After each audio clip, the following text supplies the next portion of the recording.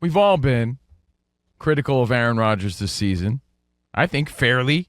I think we're always fair. We're just fans. I'm not trying to be mad at or mean about Aaron Rodgers, but he puts himself out there, and we call it as we see it. He threw his 500th touchdown with the Jets. Beautiful. It was a moment, right? He achieved it in New York. Then he's at the press conference talking about his future, and he's talking about, well, he's not going to waste the Jets' time. To me, that was very important. He's like, I just need a few days. Relax a little bit. I'm not going to waste the Jets' time. We'll talk about what the future holds. But what the giveaway for me was on his future was when he told Pam Oliver that he loved her. We're going to write down Pam. When he goes, Pam, I love you. I was like, was that his goodbye to Pam Oliver? He was essentially, guys, it wasn't the press conference. It wasn't like his mannerisms. It wasn't his demeanor. It wasn't anything he did or said, or even the 500th touchdown, his accomplishment. It was his goodbye to Pam Oliver. No joke. That's it. The hug. That was it. The embrace, the I love you, Pam. She's like, I love you too. I love you too, Aaron. It reminded me of, when we didn't know for sure if Drew Brees was done with the Saints? And when he walked out of the Mercedes Superdome? Yeah. Okay. Well, I mean, now you got me confused. Had a brain fart for a second. When he walked out of the dome, and remember right before he walked in the tunnel, you saw Drew Brees do the little turnaround? That was it. He looked like he did a little sniffle, looked up like... Aaron Rodgers said goodbye. You knew he at closed that moment. the chapter there. In my opinion... And if not, it was a just in case.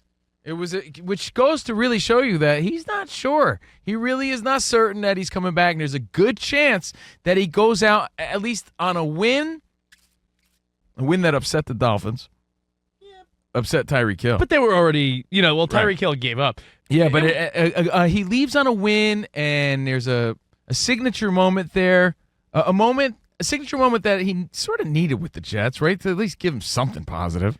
But was that also Aaron Rodgers' way of showing the rest of the league, like, yo, I still got it, everyone? And by the way, you know what? You could also speculate on that. He still has it. Even Joe Namath on social media was like, you know what? He still has a lot of game left, and if he were a betting man, again, I'm ad-libbing here, though, he said he'll be back next season based on how good he looks. I am intrigued to see who would bite on that. He said Aaron Rodgers is not struggling. You know what, another observation, Week 18? There was a couple really good FUs around the league. Did you see this? As far as power teams, sort of screwing over teams underneath them, the Chiefs not even showing up even a little bit. That was embarrassing. That was their way of saying, Joe Burrow, guess what, dude? The one guy that kept us out of the Super Bowl a couple years ago? We're not letting you or anyone sneak in. They didn't show up on a level where they were like, Broncos, we're not scared of you. Come on in. Burrow, big dreaming, bro. That was such an intentional, we don't want the Bengals in. We're okay with the Broncos. And I wonder if the Broncos harness some of that old John Elway energy with those throwbacks yesterday. They're looking sweet. And the other one was the Bills not even trying to put points on the board, like simply just letting the Patriots win that game. And social media was like, yo, how smart. They're playing chess when everyone else is playing checkers. Why would they want a division team to get the first pick? Back to the Broncos for a second. It felt like they could have been wearing a high school football team uniform, and they would have played that way. Seriously. Yo, it was bad, Pee-wee. I wrote that too, Rich. Embarrassing. Chiefs just looking embarrassing, but we get it. How about this? We talk about quarterbacks that we write off all the time. When you put yourself in a position where you are the 1 seed and you're 15-1 going into that game, don't you earn the right to be an a-hole to another team and sort of call the shots? Isn't that sort of what goes along with being great? That's the name of the game. I agree. Bryce Young, again, showing that he can ball. Again, one of the takeaways from a weekend that wasn't supposed to be that exciting.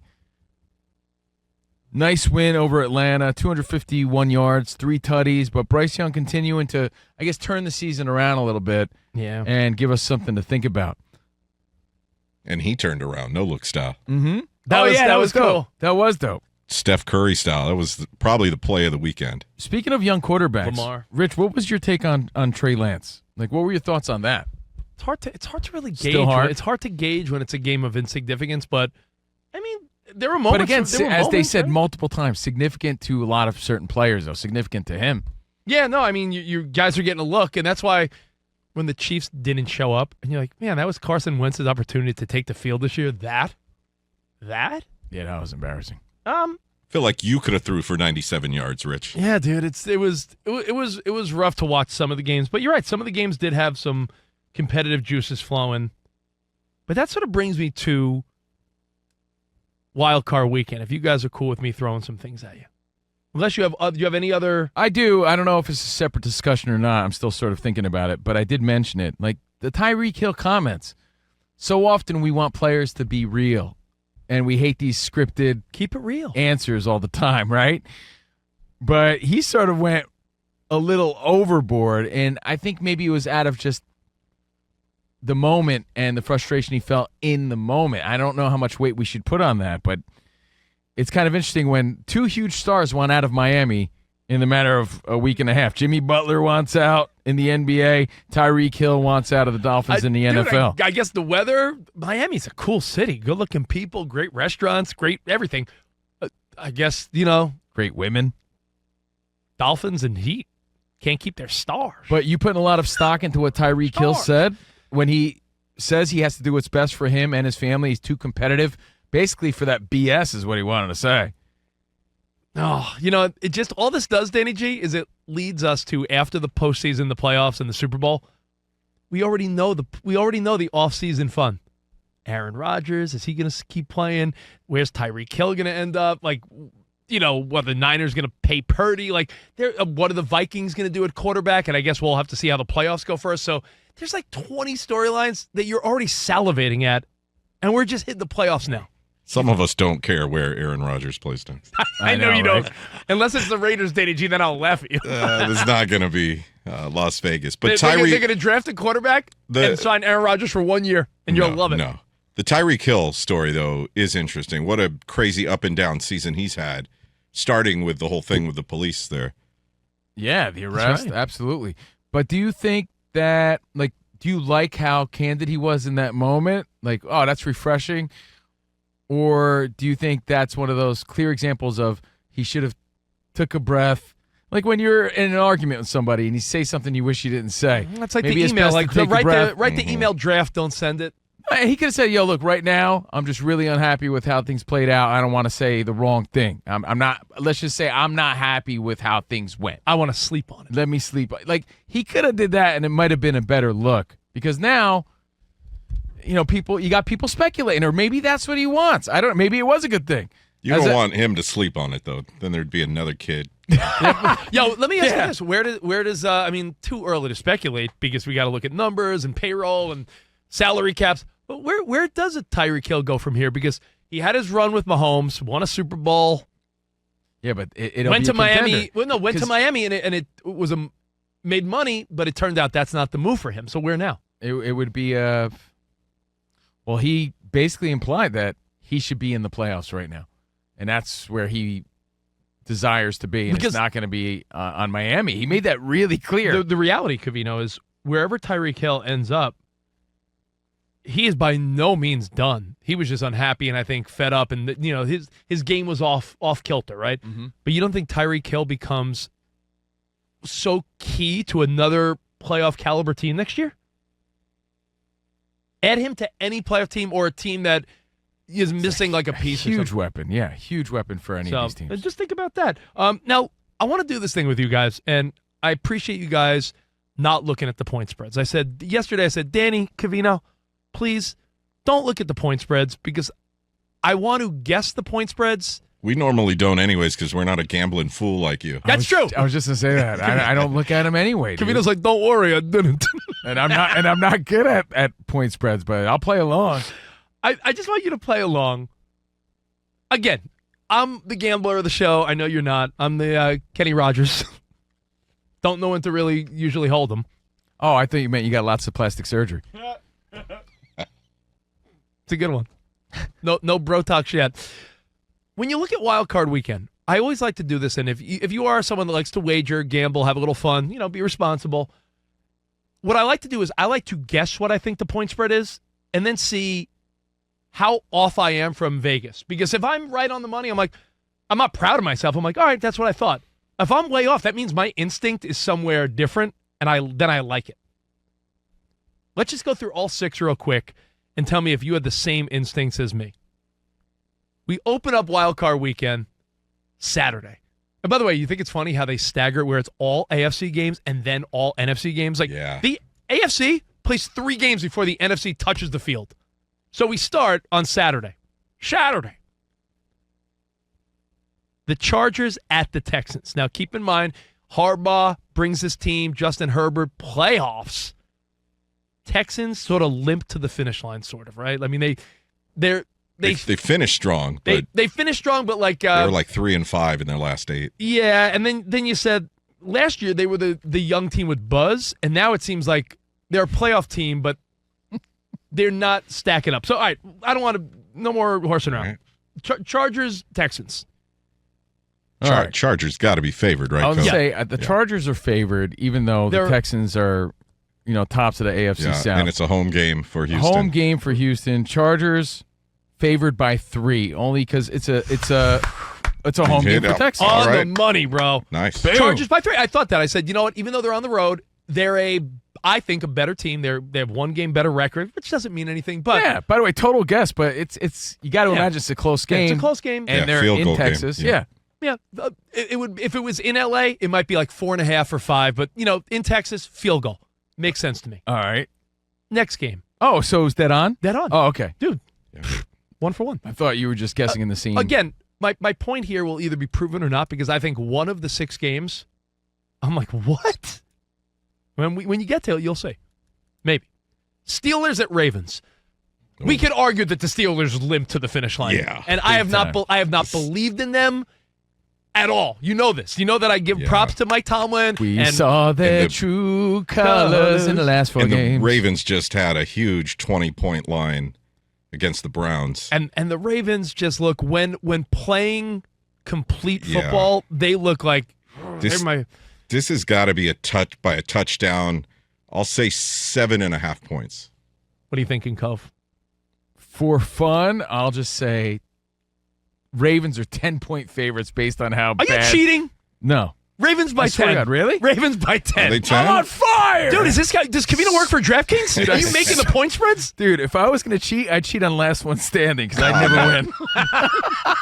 Last hour, I heard he was the pro reader of the show, so he might be reading really? these lines off the internet. Well, no, I agree with Danny. I was just being bold because I would agree. It's over a touchdown. He said 7.5, so I'm like, let's make it a 10. Baltimore by 10. Some might say that number's a little inflated because it's a division rival. But Baltimore's been playing hot, and I don't think the Steelers will have answers. So those 2-point spreads don't seem preposterous, right? So can we move on and say those seem sort of good, right? Yeah. Okay, let's move along quickly. Sunday, Broncos at the Bills. Broncos, Sean Payton and Bo Nix making the postseason. They have moments where their defense looks good. They look good, but they're going into Buffalo, who is Thurston. They're like Thurston Howell III. Wow. I'll go first on this one. Okay. I think that we've all seen the Broncos have proven they're a good squad, and they're led by a great young quarterback. But they're playing Buffalo at home. Buffalo unstoppable. I'm saying just by a touchdown. Buffalo by a touchdown. Let's see. I said 7.5 last time. I'll go up a point. I'll go 8.5 on this one. See, you guys, everyone, we're in the ballpark. Okay. Buffalo by 9. Oh, okay. All right. So, again, so far, I think I'm proving my point that we're all sort of instinctually guessing these point spreads, right? All right, moving on. Buffalo by almost 10. Packers at Eagles. Packers just had a big key injury. Jordan Love's back in the playoffs. They were in a tough division. If they weren't behind Minnesota and the Lions, you'd be like, man, Green Bay, impressive. They're playing in Philadelphia. What are you thinking? All right, and you got a Saquon Barkley who rested, fresh legs. That was the whole point of resting him, right? So he's going to put up big numbers in Philadelphia. But Green Bay, Philadelphia, the Eagles are favored. Yeah. But by how much? Yeah. I'm going to go again. Let's do a Danny G 7.5. Packers aren't a bad team at all. They didn't limp in anywhere. they had a strong season for the most part. They had some injuries with Jordan Love a little bit to start the season. I'm going to say they're the one team that's capable of beating really anybody. Yeah, that's love their defense, and Josh Jacobs, that was one of the best off-season additions of the year. I'm going to say a little closer, Rich. How about 5 points? 4.5. Oh, wow. 4 okay. and 4.5 in some places. So Wow. I like that. I picked that one myself. I was like, probably like 4.5. Yeah, they're giving the Packers some respect, even though they're on the road, and Philly's a tough place to play, but the Packers are no slouch. Cool. Moving along. This might be an easy one. Commanders at Bucks, which I think might be. I mean, I love Baker, and I love Jaden Daniels, but I don't think either of these teams goes beyond this round. But Commanders at Bucks, what are you thinking? I think that's a fun game, but I'm with you. It's like the Bucks. Man, I don't here. even know who's favored. I would think the Bucks would be favored because they have more experience. And they're at home. Yeah. But this feels like but the not first. by much. This is gonna be a fun game though. This feels like the first game we talked about, which was a field goal game. Yeah, you're right, Danny Is it J. 3? Okay. Bucks by 3. They're just getting the typical home field goal point spread. Yeah. And if you're not a gambler, usually if it's an even match, the home team gets 3 points out of courtesy, right? As the point spread. All right, so clearly the one that confuses me is the last one. Okay. Monday Night Football. Monday Night Football. Vikings at the Rams. Vikings at the Rams, Monday night in Los Angeles. Man, there's so many factors here. Like, why is Rich confused? Because the Vikings just See, now, lost? now I Shoot. set you up. Damn it. Right. Vikings at the Rams. Man, I would have said until yesterday, I would have said the Vikings were favored, but now they're at the Rams. I mean, first instinct is that the Vikings would still be favored, but by how many? So maybe because of their poor performance, again, they didn't score. Again, if they're you- still but favored, when you say- they're favored by 3. Wait, then. when you say poor performance, I keep thinking that, yes, they couldn't even score a touchdown. They didn't though. show up last night. But again, I told you, all those blown red zone opportunities, a pass it's a foot over Justin Jefferson's head, another 4th and goal where they just are just short. Vikings on the road, so field goal game? It's Minnesota by 1.5. Oh, I wow. thought it Wow. would be Minnesota. My instinct is way different than you. I thought it was going to be Minnesota by like 6. I thought that they are going to say, last night they played the Lions in Detroit. Their defense was incredible. Like, just there were Right. misplays. Lions just took over. I'm thinking they didn't sustain any major injuries.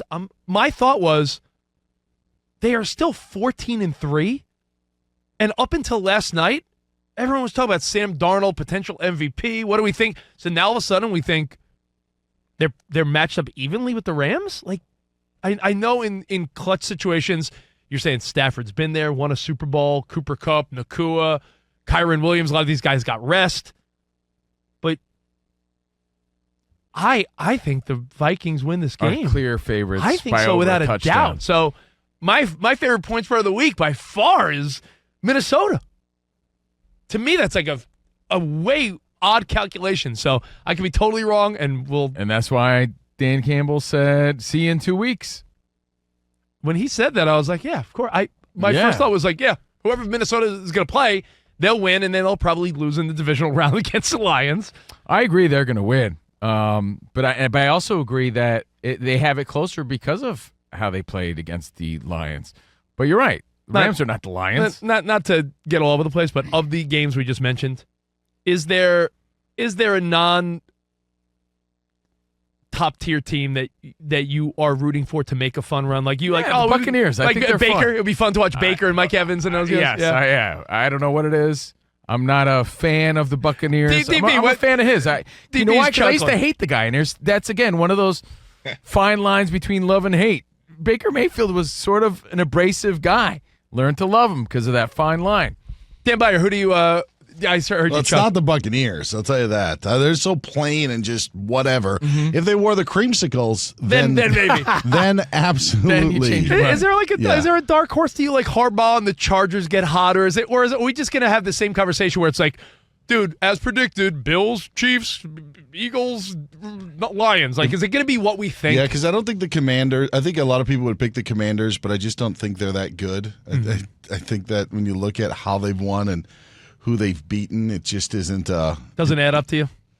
Yeah, I mean, what they win 11 games this Yeah. past year. One's on a Hail Mary. One's on when the Giants didn't have a field goal kicker. 12 games, excuse me. I shorted that. Yeah. But I think the Chargers, if I had to pick one, it would be the Chargers. I think that would be the fun one. Yeah. But because as of right now, if all goes according to plan, I feel like the AFC really is a matter of Chiefs obviously have the bye. You're going to assume the Ravens and the Bills move along. Then it really just becomes, all right, well, who's the fourth team that's along for that party? Like who's like the person invited to the party because there's an extra seat? I'll tell you this, because if you look at what could happen in the next round, in the NFC, you mentioned we could see Vikings-Lions again. Yeah. And then you could have, I don't know, let's just say Eagles and Buccaneers. I don't know if that really does anything for me. But in the AFC, you could have Chargers-Chiefs, Ravens-Bills. Like, Ooh. yeah. So That looks good to me. Thank you, TP. Yeah, no problem. I think those are the matchups right there. But hey, to think we have 6 wild card games, got to get fired up for this week. Oh, absolutely.